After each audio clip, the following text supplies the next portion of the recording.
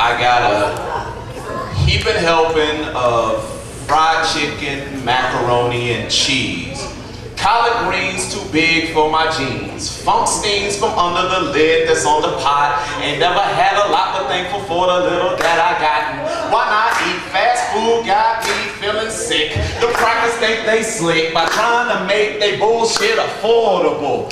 I thank the Lord that my voice was recordable for soul food. Pots and pans hanging up in my grandmother's kitchen with country children and neighbors coming from country miles just to get some of her country fixes. I'm talking about some red beans and some rice, some giblet gravy, some macaroni and cheese with biscuits on the side, some fried or some baked or some pork or some barbecue chicken. Overalls and sandals for the kids that were fished down at the tank, and we used leftover fat from the meat as the bait. And I don't know about y'all, but I still have wet dreams about the sweet, succulent taste of some freshly country ripened watermelon.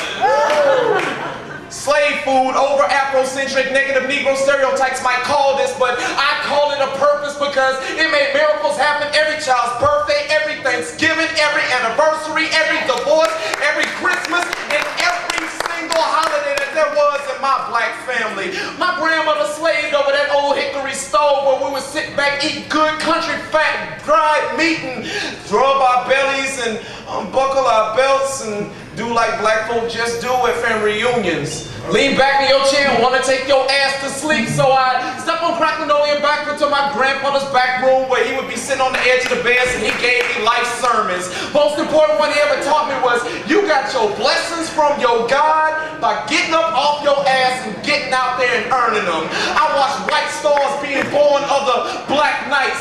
Used to go to family reunions, see which one of my drunk uncles would be drunk first to get off into a fight. Saw perfect velvet pictures of black Jesus that would read off his scriptures. Learn life's lessons from the obituaries of deceased family members. Mama put me in that little itchy ass gray tweed suit with the shorts and the bow tie, and we would walk hand in hand, get down a country, dirty, dusty road just to go to that old country church home. There used to be no AC back in them days. We had cardboard cutouts and paper sticks so we could fan off of the heat when the Holy Trinity finally came together and meet.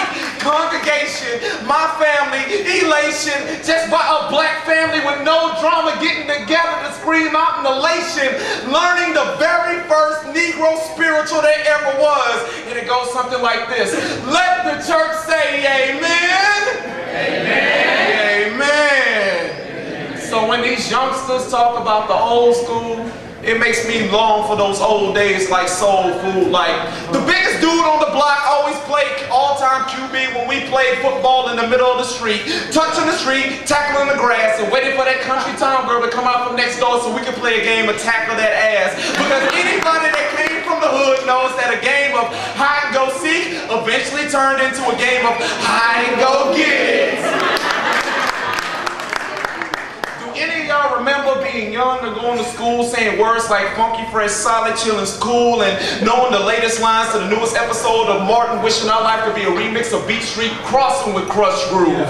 How many of y'all begged your older sibling to let your ass tag along with them to the movies on their very first date? 120 degrees out in the middle of the street, and that shit was just off in the shade. Old Miss Johnson down at the end of the lane made us OD with pixie sticks, lemon drops, cool cuts, and grape or cherry Kool-Aid. Fought my wars with playing cards and Nintendo games and big ass water guns. No Daytons, no spokes, no big ass big ball candy paint pippin'. Back in them days you had 96 spokes on your rusted out swing. So I got a little bit creative. Hit up the 99-cent store, Bobby some blankets, created the hood's first set of rims, and all the kids started to get hypnotized when they would spin.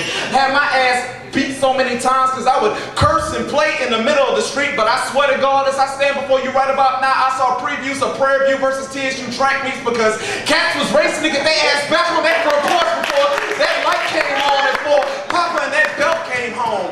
See, you might not understand it. This is just a poem from a dude that grew up in the middle of Acres homes, but that's why I learned to pay my dues. Gritty, humble, ghetto life, and I give the blessings all to my grandmother's soul food, and maybe that's all some of us are missing off in our lives. A little bit of love coming from my grandmother's kitchen. A little bit of red beans and rice. A little bit of spicy gumbo and some seafood. A little bit of macaroni and cheese past the plate if you please. So Next time you see your family for any event, make sure that you keep your elbows bent off the table. Kiss your auntie on the cheek. Greet your uncles with a smile. Sit your ass down and stay for a while. Make sure you take in all of that good grub and all of grandmother's food, because that's the truest part of your black essence. Make sure you pay dues and respect the love of some country soul food. Peace. Yeah.